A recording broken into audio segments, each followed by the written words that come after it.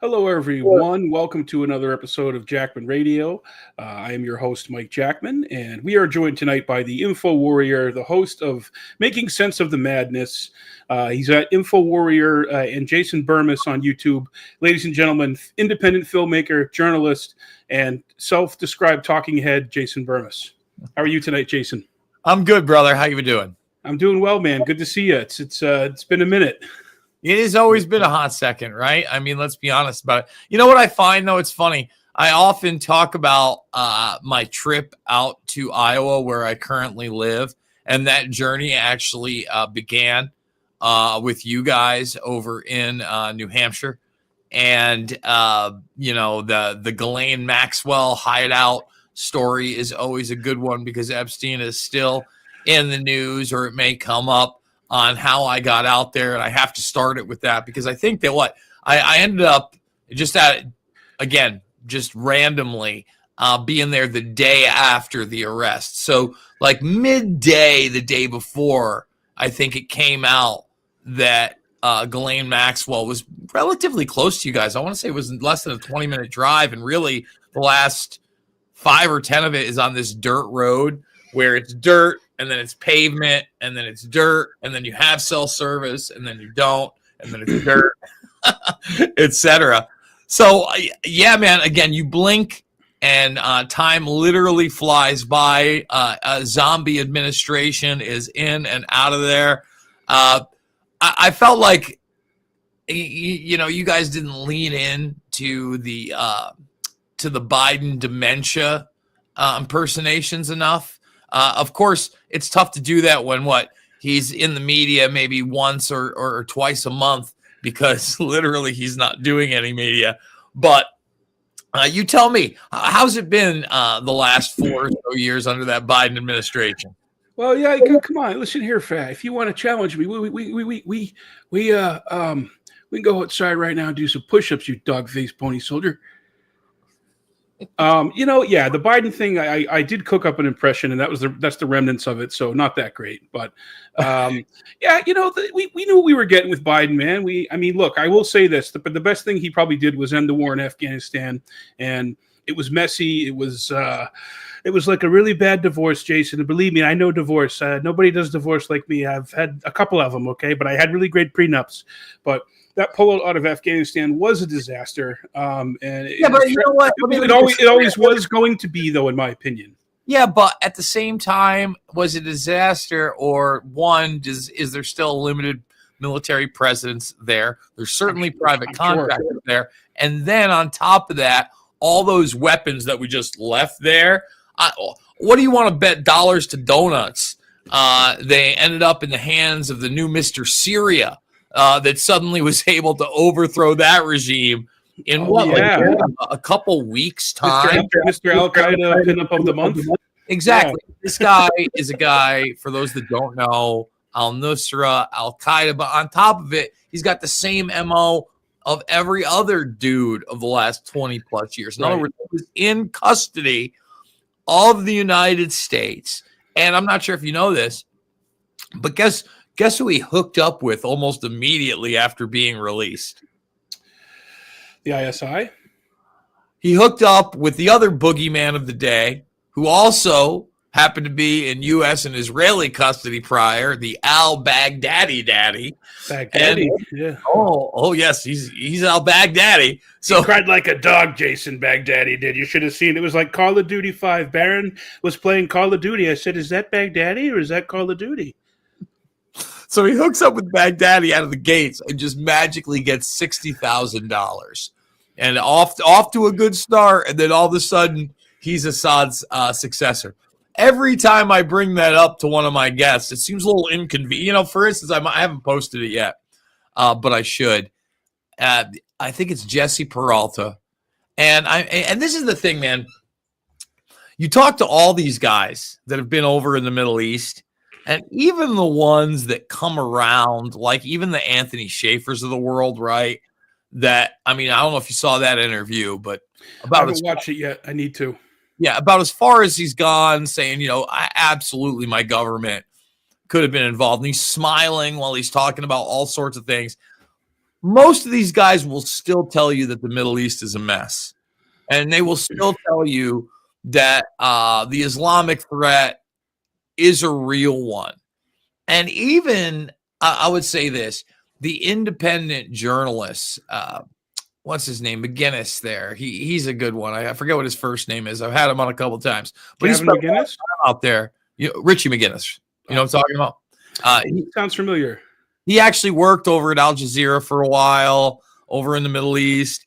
Came over, ended up working for the Daily Caller, Tucker Carlson, these guys, has done a ton independently. And he's like, dude, it's just a totally different culture. It's a different world out there. It's very tribal also, where there's fighting amongst themselves. And I think that people have like simplistic views on every end, right? Like on one end, there's this cartoonish view that all of these Middle Eastern nation states are like rocks and caves. They don't understand that maybe there was a large portion of that 25 years ago, and maybe there still is an extension of that in the culture, but even in the most rural areas, they all of a sudden have this little magic device, which is a game changer. You know, these are people that skipped the home computer or even in many cases, television, etc., more on the radio broadcasting, and went straight to this. And then you still have the tribal aspects. I'm sure you're seeing what's going on in Syria right now against the Alawite sect. Forget about the Christians, the Alawite sect of Muslims. And again, that's just them culturally. When I talk to Peralta, you know, this is a guy that spent a lot of time overseas in the interrogation rooms in Afghanistan. And he'll be like, you got to understand, it's a totally different culture. I'll be sitting there and I'll be talking to this guy. We'll be having tea. He's got this big, loving introduction. Oh, brother, so good to see you. Blah, blah, blah, blah, blah. Yeah. And you'll read the thing on this guy, and what he's done sounds totally unbelievable. And then he'll casually tell you, oh, you know, I had 9 children, but, you know, my daughter disgraced the family, so we had to kill her in an honor killing, and now we have 8. And it's just, there's no blank face. What was the other story that he told me that I found ultra interesting? Oh, he was talking about the tribalism. And he was like, in order in some of these Wahhabist or Shiite areas, depending on where we're at, to be on the city council, he said that you had to host an event or a party for the village or your neighbors, the area you're going to represent at least 10 times. I think number 2, you had to be considered a man of honor amongst those people. So there had to be a consensus. But the third one was a banger. Essentially, you had to have 5 confirmed kills of other rival tribal members to then get on the council. Hey, you know, each society does it a little bit differently, and perhaps the most disturbingly, and there's even mainstream media reports from our soldiers and our contractors about what, you know, the dancing boy parties and the tea parties and the so-called Man Love Thursday, whatever it's called over there. I mean, I've known a couple of veterans who came back from Afghanistan specifically, who told me that there's really not much that our forces could do about that because that's how it's run over there. So that's incredibly disturbing too. So I think maybe the point of all this, Bermas, is maybe we shouldn't have been over there for so many years. Or there in the first place at all. Oh, we shouldn't have been there in the first place. We should exactly. I defer to Dr. Ron Paul on this very thing. Yes. Again, Ron Paul was right. We'll just tack another one on the board. You know, he was talking about hiring basically like Dog the Bounty Hunter to go over there to get bin Laden for like $40,000 or something. Well, I mean, I don't know if you saw the Curt Weldon interview.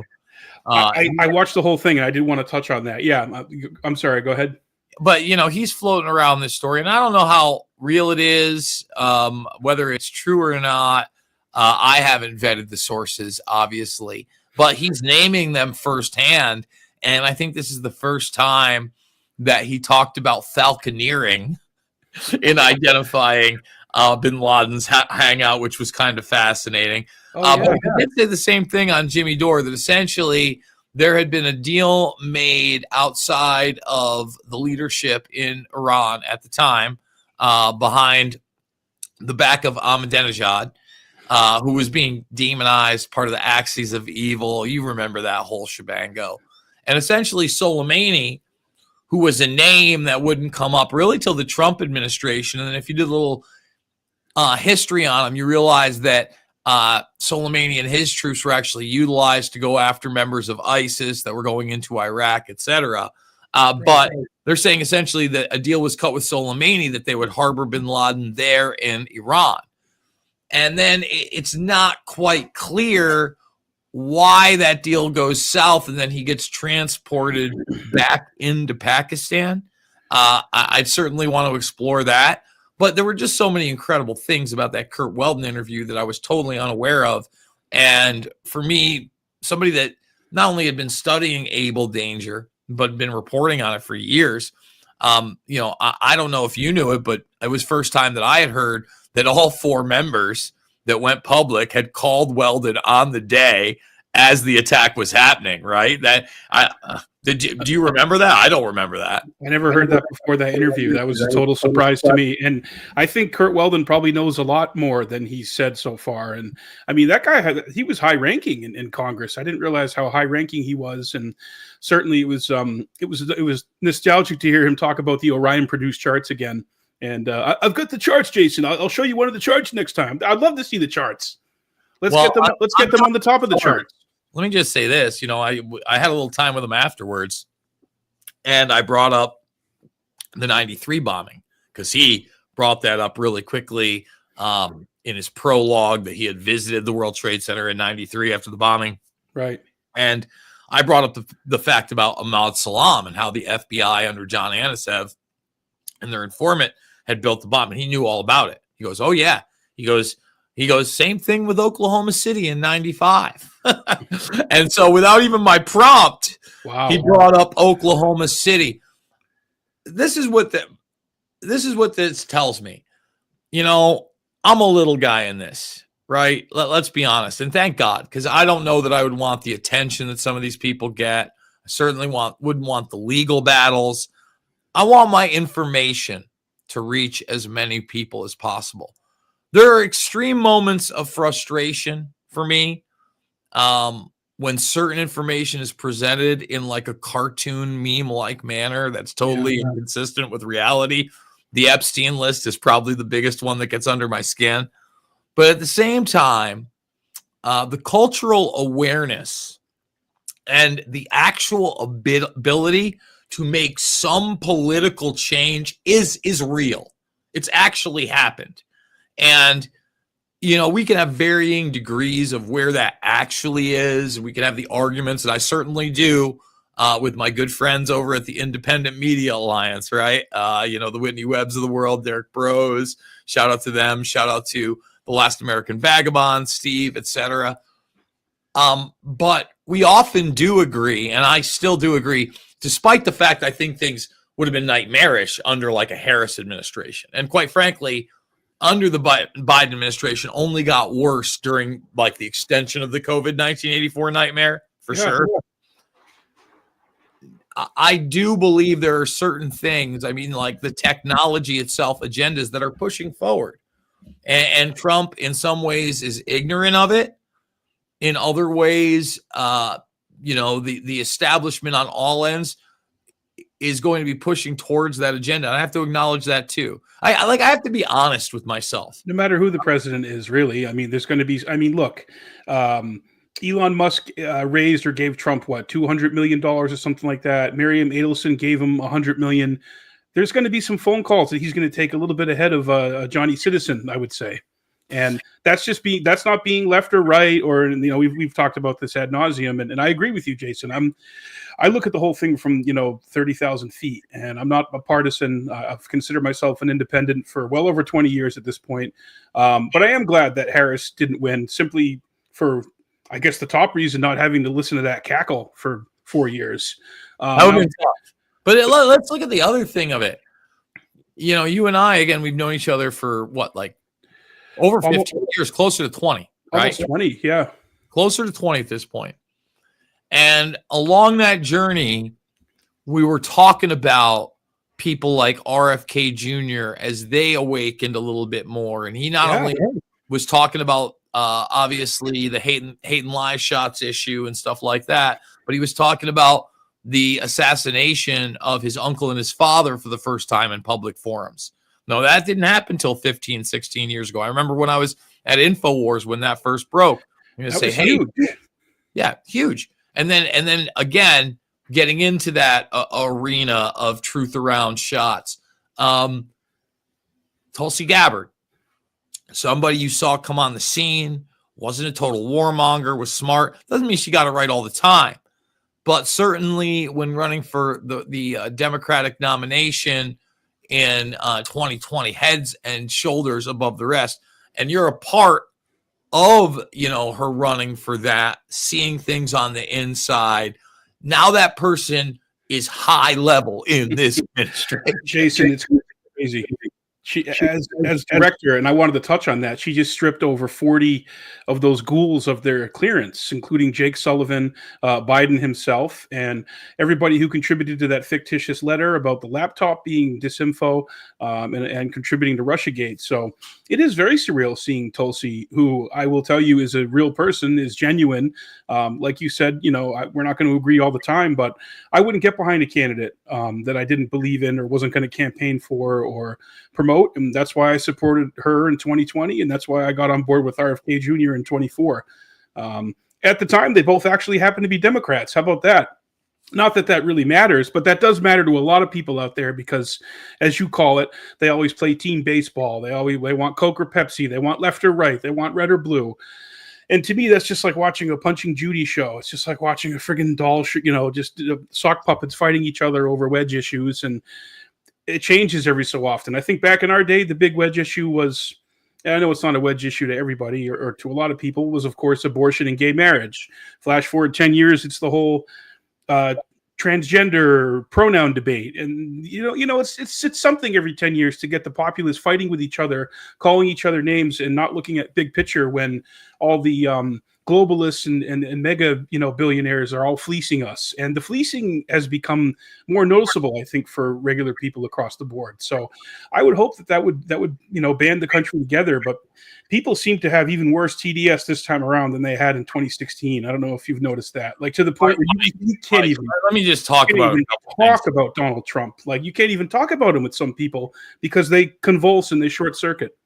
Mike, first of all, let's look at the dynamic of the. You kind of talked about how even though people play team baseball, they're more prone to at least question things now, right? Even the ones that have played for a long time. Sure. Now, you kind of had this movement that you just saw ratcheting up incrementally post 9/11 into the first Trump era, right?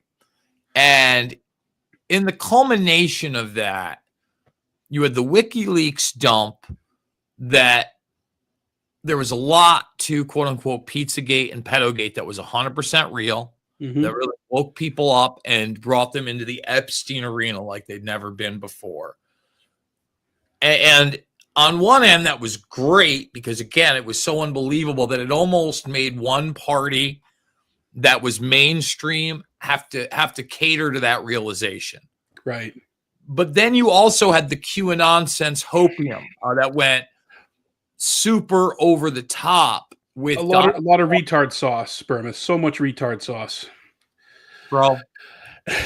Even to this day, and I'm a guy that was on the message boards early. I never was one of those people with an account, or I learned early on, even before like social media was big, sitting there on the Let's Roll forums or something, or what was the Flight 77 one? I forget what his name was, but he had a big one that was just on the Pentagon.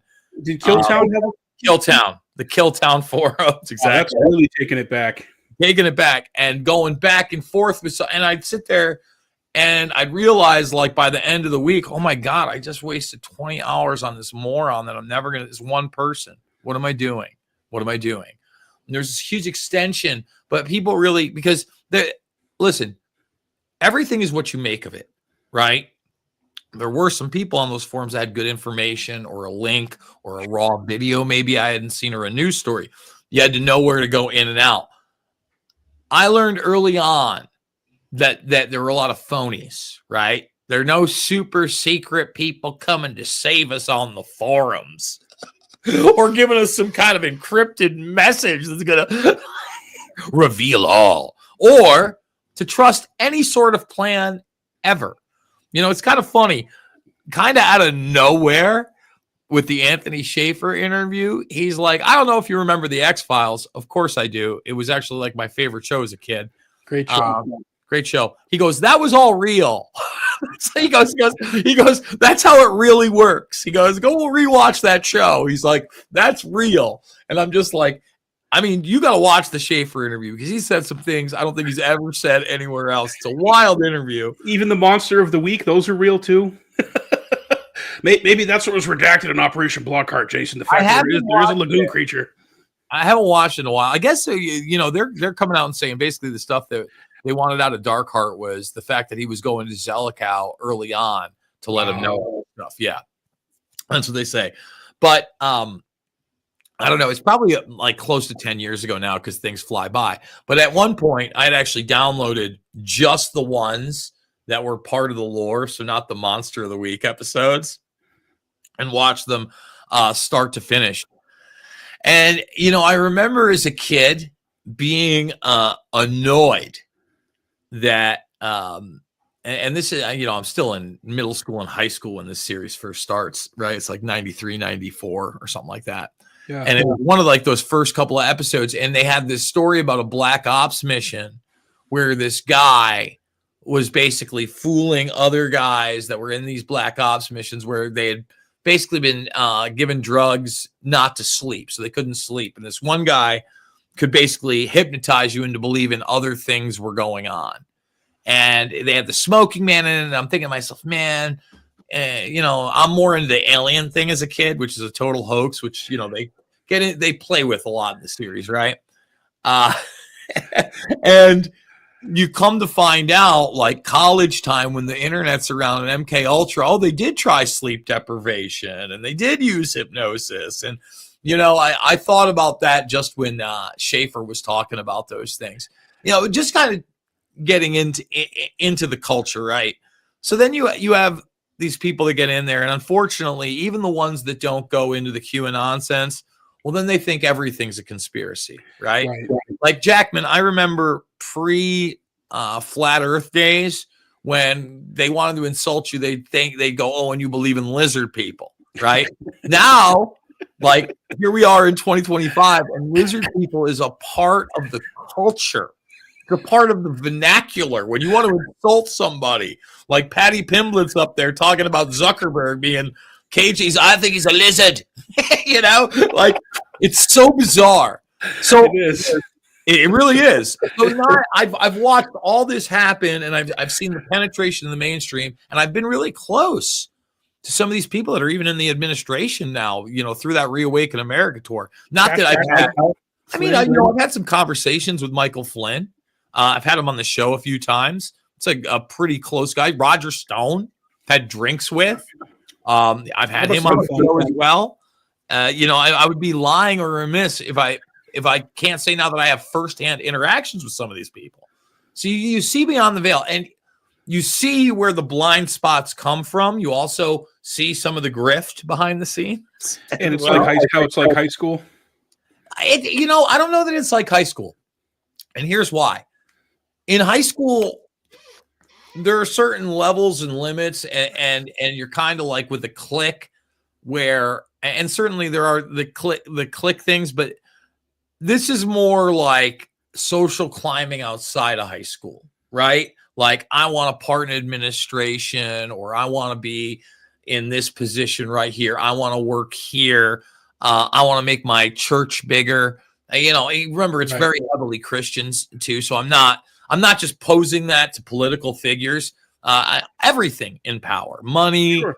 I want you to the affiliate links. Like there are some people out there that I think are 100% genuine. Like someone like John Richardson. We have great disagreements about certain issues, such as Sandy Hook. Right now, I've done research like no other. I again think that people got roped along the way into thinking the wrong things, so conspiracy theorists could be an easy target. But If you don't know John Richardson, he's a big purveyor of Laethrol, I always say it wrong, but B17, Laethrol, A World Without Cancer, G. Edward Griffin's work, that type of thing. Okay. I don't think he's a grift at all, right? He's out there hustling and trying to get those things out there. You got the folks that have and I have one. They gave me one. I don't know that I have it right next to me, but they have the sat phones. Very expensive, but hey, in a pinch, like if something really does go down, you might want it if you have it. Hey, even Bin Laden had one. I mean, again, just saying. But then you got the people that want you to get into the next crypto thing, or there's a multi-level marketing thing, or there's just so much stuff out there. And then they're the same people that have the super secret squirrel sources that are going to talk about 12 Days of Darkness and March, whatever it was. You remember all that bull snap? Yeah. No thanks. Yeah. But now, again, you have somebody like a Pam Bondi, right? Pam Bondi has no clue about the Epstein case. Yeah, I know. He hasn't read Whitney Webb's books. Just listen to the interview she's given the last couple of weeks where she just got rolled. I mean, we think there's a big truck of files coming and we're going to release these binders to these influencers and have them pose for photos. I mean, come on, dude. All right, Mike, I'm sorry. I'm sorry. I get confused. They look a lot alike, folks. It's all good. Mike, let me tell you something. Again, baseline knowledge on this whole thing. Hey, anybody that was like a fifth grader doing a report on this. Yeah. You remember when you had Brad Edwards representing with other lawyers a bunch of the victims in a civil case against Epstein. Now, this case went all the way up to jury selection before Epstein finally folded for an undisclosed amount of money and a bunch of non-disclosure agreements.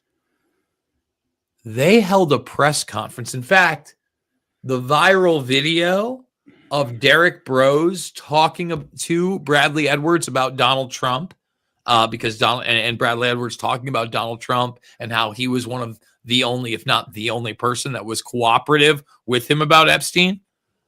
Go look up that press conference. Anybody can. They had it in front of boxes as tall as my shoulder surrounding them, documents on the case. They pointed to the documents and referred to them. A binder would not have held a nut's hair of those documents, folks. And then let's even take it a little bit further, okay? Bare minimum in New York, there's a stack of binders this wide with evidence in them, with the binders blacked out on the side. And the floppy phase one. The discs that were found and the hard drives. Where is all that, Bermas? Destroyed? I think Barr deep sixed that, man, back in 2019. Here's the deal, man. I think that unfortunately that it may have been quote unquote deep sixed from whatever archival nature is supposed to be in the FBI, the CIA, the NSA, whatever black operations, SCIF, or whatever you want to call it, right? Yeah. The temptation to blackmail another powerful human being is so great that and these people are so powerful. I don't know that some of these people could destroy some of this evidence. Now you would say, well, what about somebody maybe that's gone or dead, right? Bill Richardson, for example, who was named by Virginia Giuffre. Let's use him as an example. I'm sure the Richardson estate is pretty big. He worked very closely with the Clintons and the Clinton Foundation. Be a damn shame if that came out and all of a sudden his daughters, or I'm sure he had kids, his wife might still, it could devastate them as well. You can blackmail those. And I would say he probably has other political connections. who knew about his behavior. So even if somebody's dead and you have this stuff, that doesn't necessarily mean that you destroy it. Now, look, I may be wrong. I mean, when I talked to Giuliani, who again talk about this long, wide gap of just craziness. That's wild. He said after what was done to him, he's open to all the conspiracy theories, and even 9/11. So, I mean, like his culpability though, Bermas, with the cover up and with the anthrax cleanup. I think the anthrax thing is interesting. Obviously, Robbie Martin's done a lot of work on that. I'm not as well versed. Yeah, no, Robbie's the guy on that for sure. Yeah, I would say this. I brought up Michael Hess with him, and you notice in that he kind of towed the line, but he revised it a little. He goes, there was no or very little loss of life in Building 7. Go rewatch it. So you listen, nobody's supposed to die there. So there's the hint that issue got massaged. Didn't a Secret Service agent get killed in Building 7? I think after the fact, they may have conceded to one person. But again, you had the Barry Jennings stuff. And listen, his right-hand man, Michael Hess, was in the building and got taken out. If Jennings was stepping over bodies, Michael Hess was stepping over bodies. You couldn't have been closer to Giuliani, and that's why I brought him up, right? Yeah, I bet he's never been asked that question. Well, again, I don't think he had either. And again, what was not prompted is he talked about the Central Intelligence Agency being in that building in the documents. Okay, that's key. Now, earlier on, I had brought up Biden and his connection to 9/11 because he had come on the show to pitch his book about Biden, where I was like, come on, Rudy, no one's going to jail. No. But at the same time, he said declassify it all on 9/11, right? Good. Okay. So again, I'm actually going to I think I'm going to cut those 3 interviews that we've been discussing up in their little 9/11 sections and maybe even do a promoted tweet on that one so that can get out there. He talked about the documents from the CIA being out there and how there was even units to make sure people didn't get to those documents. So after the fact, after we turned it all off, I asked him, I go, Rudy, are you going to tell me you don't think they demoed Building 7? Oh, shit. And he goes, and he didn't say it was off the record, and he said he would come back on my show, etc. He goes, I don't, because of all the documents that were scattered about. He goes, but if they were trying to destroy documents, then yes, I could see them doing it. And he goes, at this point, after what was done to me, I'm open to all the conspiracy theories. Wow, that's crazy.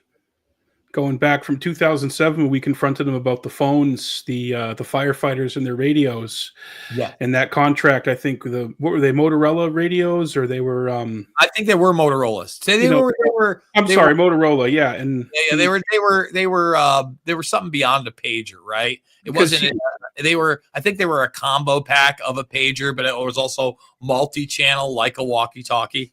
Yeah, there's footage of me and Martel asking him about that and about the commission and about the health effects. And I think Christy Todd Whitman somewhere. There's footage of it somewhere and this is going back to 2007 when he was running for president. And it was actually some firefighters and victims' family members. I think Sally Reaganhard might have been a part of it. And Jimmy Riches were up here in New Hampshire campaigning against Giuliani and about his record as America's mayor in respect to his actions on 9/11. So flash forward almost 20 years later, he's on your pod. We're down there at Ground Zero in 06 Bermas and demanding an investigation in 9/11, and he's on your podcast. And now they're saying, let's do it. What timeline are we in? Another thing that Schaefer mentioned to me, and I think that this was off air after the fact. So if you're watching the interview and you're looking for this may not be in there, but everything else I've said, he said on air. I did ask him early on whether or not, because he did talk about this on air. After Curt Weldon went on Jimmy Dore, Schaefer put out a post saying that there would be more revelations about 9/11 and other areas of interest via the Trump administration. So I asked him about that, and he said that is correct. And off air, he said that he talked to Trump personally, and he believes they are going to declassify some of the 9/11 stuff, and that Trump wants it. Wow. I know, it's crazy. Well, let's see. It's to be seen, Bermas, as we know about this type of thing. I ask this question to Anthony Schaefer. Let me just read this first from Varen Saw. Thank you for submitting. And they ask, I'm curious about Dark Overlord documents, which Mr. Bermas has covered on a show in years past, and whether the alleged hijackers are running a drill unbeknownst to passengers and crew on 9/11. Interesting question. So glad you asked that. First off, the Dark Overlord documents, we only got 3 dumps out of 5. And the last 2 probably had the most sensitive information out there. Some of the information that was in those documents were the transcripts of lawsuits that were of private citizens suing, including some of the 9/11 widows. That's where I got some of the most pertinent information that had not been public about the hijackers, for instance. And a casing of a plane that James Woods, the pilot, and the stewardess thought was going to be a hijacking, which also turned out to probably be Flight 11. And I believe it's Khalid Al-Madar and Muhammad Atta who were the ones that were named as definite passengers that were supposed to be part of separate cells, by the way. Because Woods was so concerned, he held on to his knife or his fork from his meal, right? He was literally that concerned. Yes. Wow. And they all did reports. It got to the FBI. In those documents, it names the FBI agents that were aware of it. It also quotes Seymour Hersh that said it went all the way up, all these different things. So originally, and I bring this up with Schaefer early on, because 15 years ago in New York City at one of the churches, we had spoken together at a 9/11 event. And we were in the back room, and I asked him that very question. I asked him almost the Dark Overlord documents obviously weren't out, but I go, what are the chances that some of these guys thought they were running a drill on the morning of 9/11? And at that point, he looked at me funny. He couldn't even believe it. And he goes, he had a total about face now. And he said, we actually talked about Amalgam Virgo and Bin Laden and those drills. We talked about the drills that were going on that morning.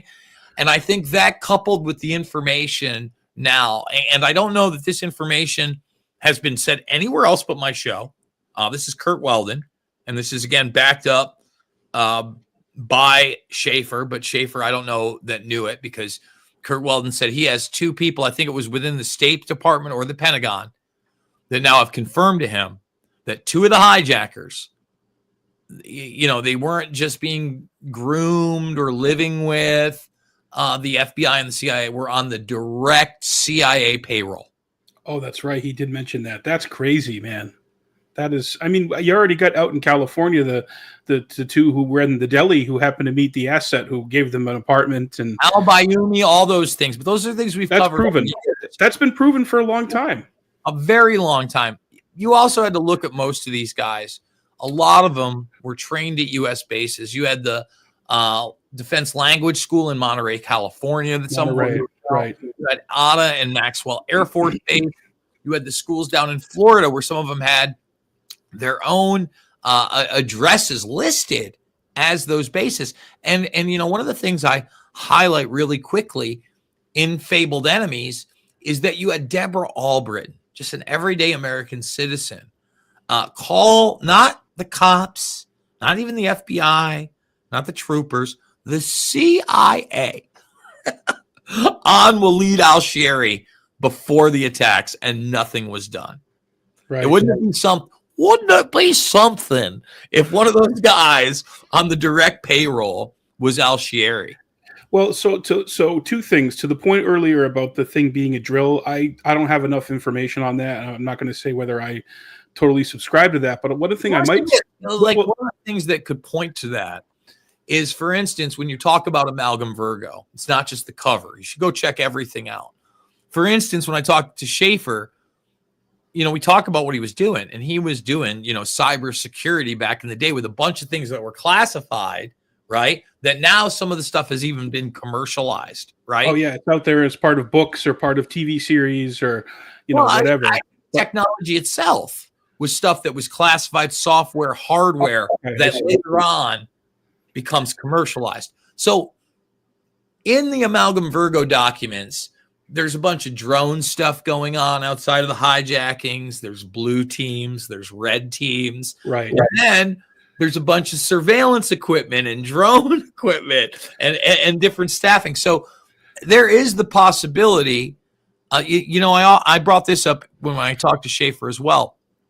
I had a friend of mine post 9/11 that he did the National Guard thing. He went overseas, did his time over there, but then he was like in and out of ICE and the TSA and all these things. So he saw the border issue and he saw the issues inside. And he goes, whenever they were running a drill, whether it was the FBI, the NSA, CIA, whatever, or private contractor, and they wanted to get weapons through the TSA, guess what? They got them through.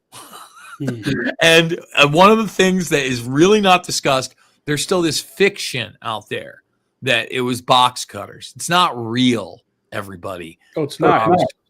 Well, more than knives. Maybe a gun. I mean, again, through those Dark Overlord documents on Flight 11, the initial attack, you not only have the Daniel Llewellyn, you have a gun that's allegedly been used, but you have the individual that's reported the gun and the person that took that phone call, his name. And that was the first time I'd ever seen the individual that actually took the phone call about the gun. I remember years and years ago when I was reading that document on air. So there's another report out there that nobody talked about. They found weapons on other planes. Yes, like Flight 23. They're underneath the seats.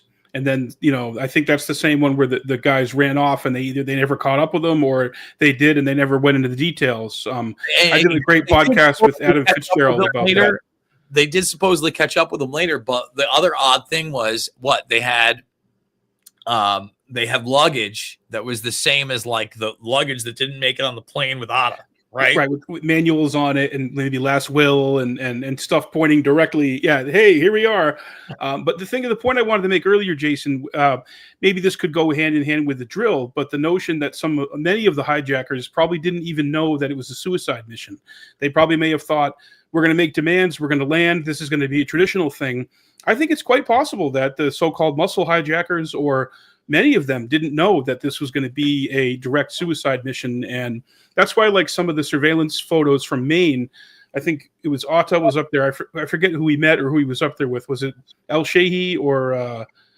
But there's like photos of them, and he's like smiling, because he doesn't have this. But those are so grainy. All those photos and those photos from Portland. Yeah, I don't know. Again, like there's so much there. It's funny. Like I had Kevin Shipp on the show, right?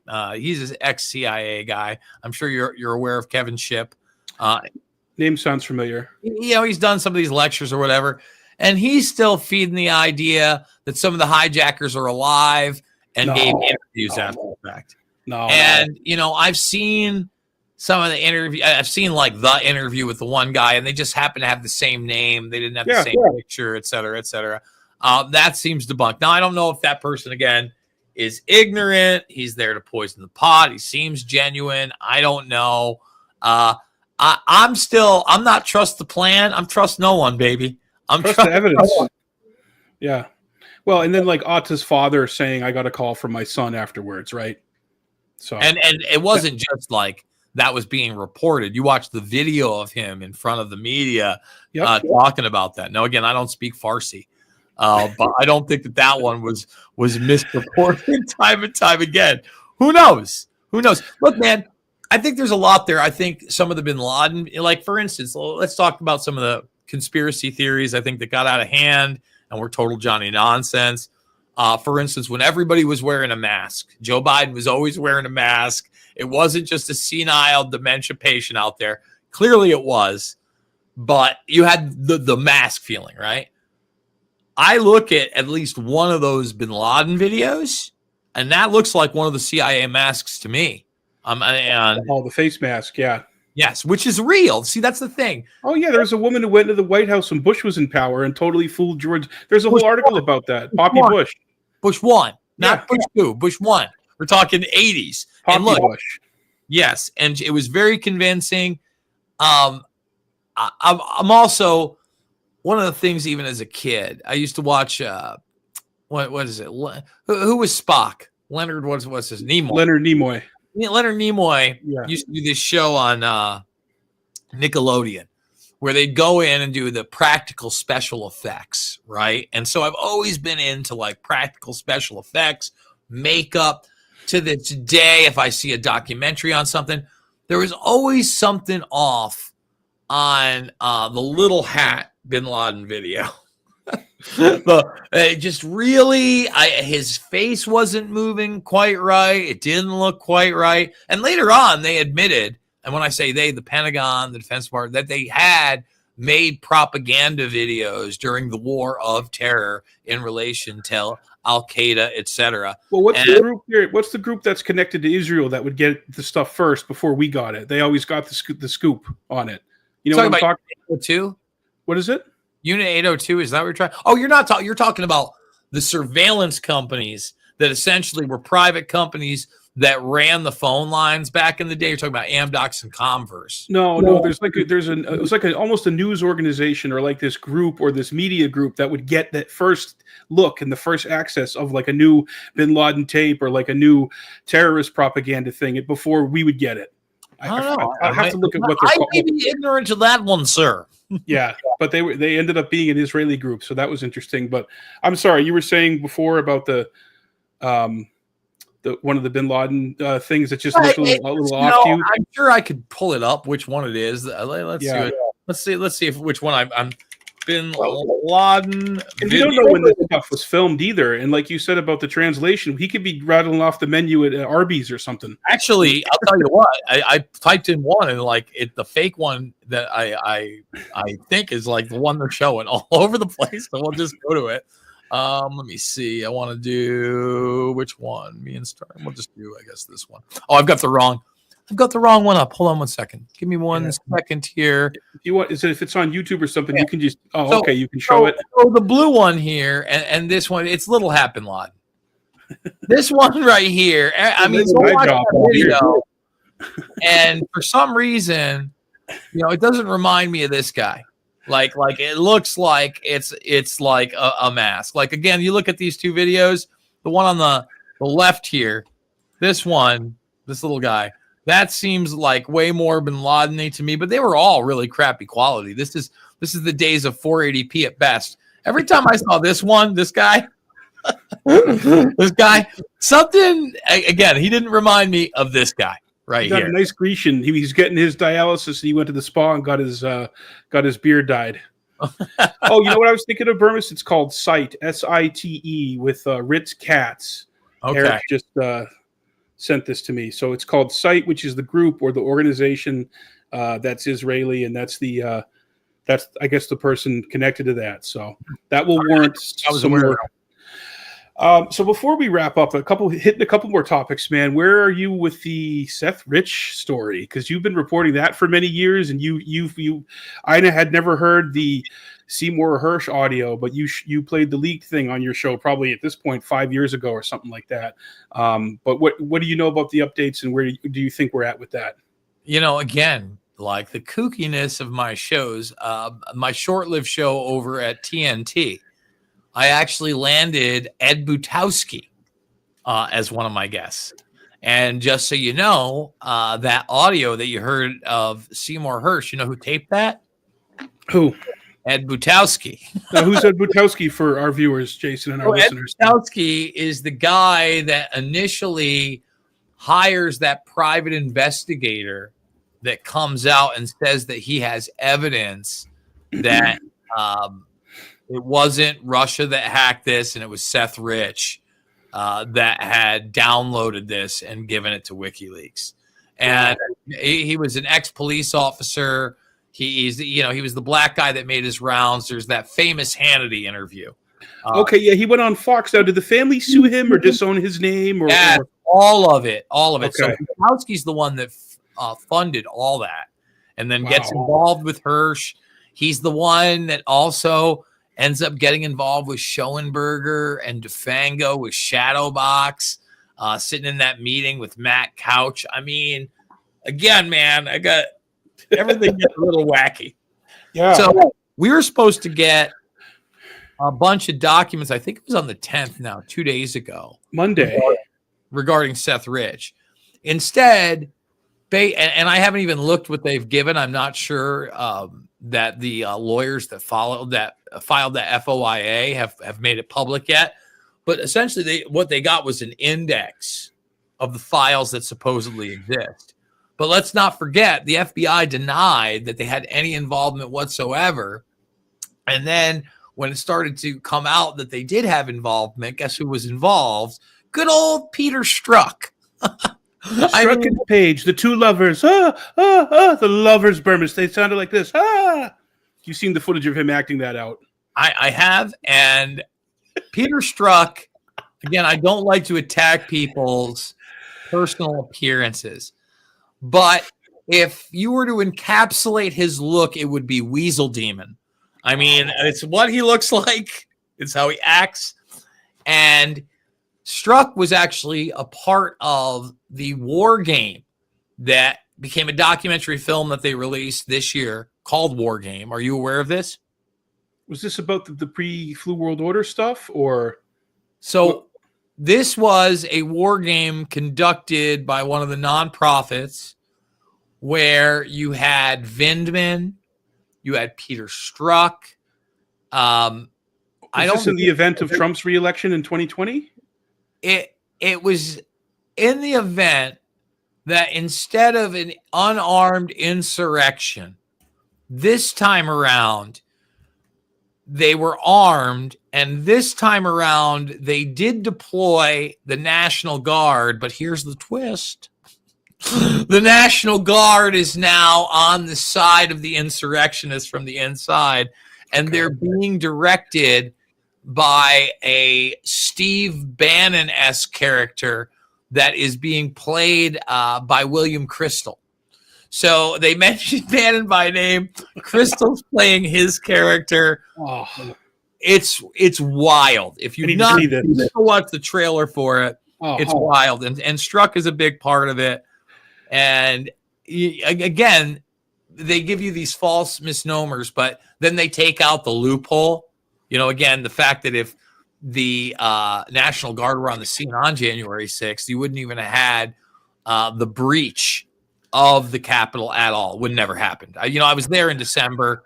They didn't even have the National Guard. They just had an accelerated police force with light military presence, and nobody got anywhere near where they weren't supposed to go. But again, this time, now that lesson's been learned, nope, we gotcha. I think Senator Rand Paul is still waiting to hear what glowies were there. How many feds were there? My office was promised, Jason, in writing how many feds were there, and to my knowledge, we've never been furnished with that information. I love how eloquent his anger is, but wow, that's boy, those people they really have no shame. I guess you got to do something after the grift is up. But what do you think, Brigitte Macron? Is that a man, baby? I had to. You know what? I'll tell you what. I'll say this. Do something light here. Yeah. I guess that's light. Well, that's the least freaky thing about their relationship. Even if you take out the fact that it may be a man, right? Like, for years, I've talked about the fact, nobody's bothered, but the guy that's supposedly leading France was a teenage boy when his 40-year-old teacher started having sex with him and they got married. I'm like, that's a freak show unto its own. Let me say this. Candace Owens has gone pretty deep on that. And there's a ton of stuff that I like that Candace has done. But then I see her poisoning the well with some of the anti-Semitic stuff. And I'm not saying that you shouldn't challenge, especially Israel, even some of the practices of extreme, or I would say, certain types of Judaism. I always say this with every religion. the more ridiculous the outfits get, the less I can take you seriously and the more apt you are for terrible criminal behavior. Okay. It's just a fact of the matter. That's a great point. That's a great point. Thank you. So what really bothers me about her is not so much even any of that stuff that I talked about, but that she's on Team Andrew Tate. They trafficked, like, bare minimum, they made their money from gambling and taking advantage of a bunch of simps and pimping out chicks. But the real story is that some of those chicks, including the one that he supposedly was like consensually beating with the belt, the big controversy video, she's 14 years old in that video. Let me repeat that. She's 14 years old in that video. Him and his brother have openly bragged about betting girls that in some cases may be legal in other countries, as you know, the age is not 18. But we have to be consistent. You don't want that guy around this, just like you don't want Conor McGregor at the inauguration. I mean, that guy's coming off of a conviction, right? Of one of the most vicious sexual assaults ever, okay, in a civil case. And that woman wanted nothing to do with that civil case. She tried to get it to be a criminal case, and they refused. Disgusting. Yeah, you've been on the McGregor stuff for many years, so I heard the break, and then nobody even cared, Mike. Yeah, you've been talking about it. Cared, and that's a microcosm for this world. I'm not a fucking hypocrite, okay? If it's the truth, it's the truth. It's not red, it's not blue, it's not gray. With something like that, it's as right and wrong as it gets, and either you're going to step up to the plate and be a fucking man and say that shit. You know, I mean, that's the last time I really pissed off Jones. And he went off about it on air, right? Like, I did that hour on a Sunday show before. Oh yeah, he let you cook on the McGregor stuff, didn't he? I mean, hey, they never tell me what to say, and they've certainly asked me to host after that. But you know, I pissed him off. I mean, he went on air and he's like, you know, I love Jason Bermas, but god damn it, yeah, he likes to rough up women. I didn't see that. I honestly, dude, I haven't done the McGregor deep dive. I mean, I've read, you know, your stuff on it, and it's obviously I mean, you did it, Mike. There's a lot there. And then the Tates, I don't really pay a lot of attention to the Tates. My favorite thing Andrew Tate did was troll the Vice reporter. He was, Andrew, do you have my chocolate? That was my favorite.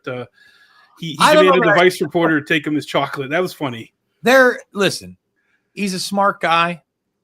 They're well spoken. He's a bad mother trucker, you know, no doubt about it. I'm not taking any of that away. I don't think that people are things.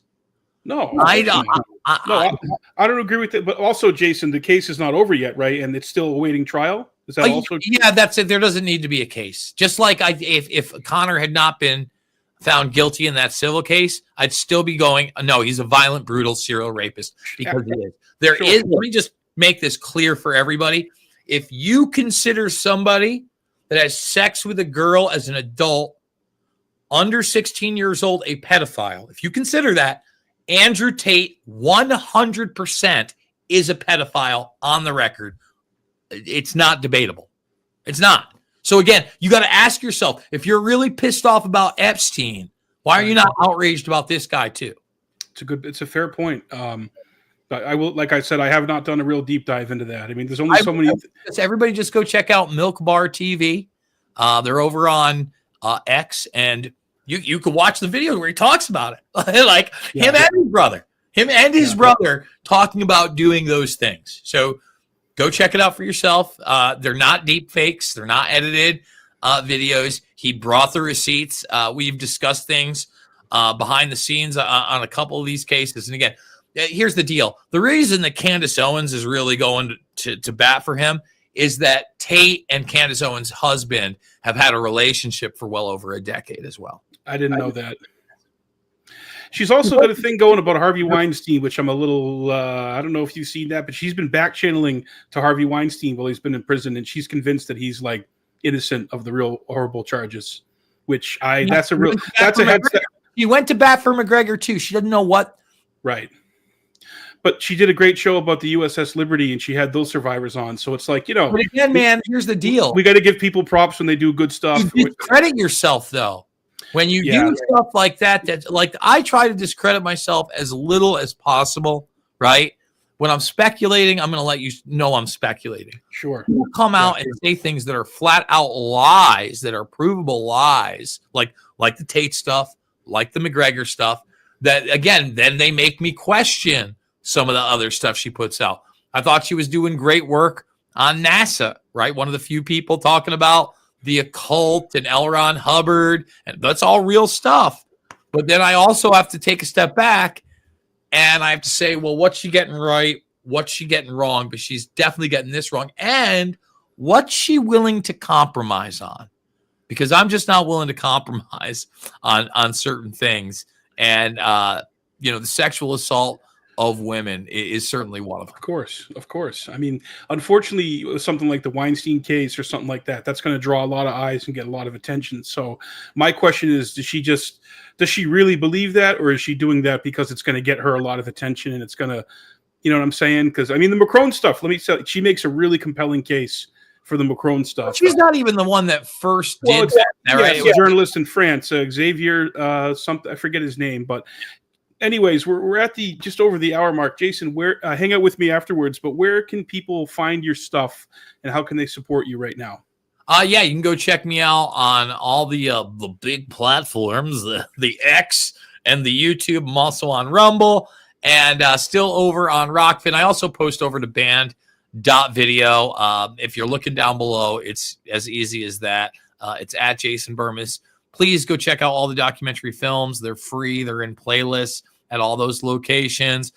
Fabled Enemies, Loose Change Final Cut for 9/11, Invisible Empire, A New World Order Defined, and Shade the Motion Picture for the larger scale films. And if you want to financially support me, buy me a coffee. Buymeacoffee.com/Jason, BERMAS. It's not Bermas. Leave off the last S. Bermas. And if you want to support Jackman Radio and you enjoyed this program, this was a lot of fun. Thank you for coming on again, Jason. We'll have to do it again sooner.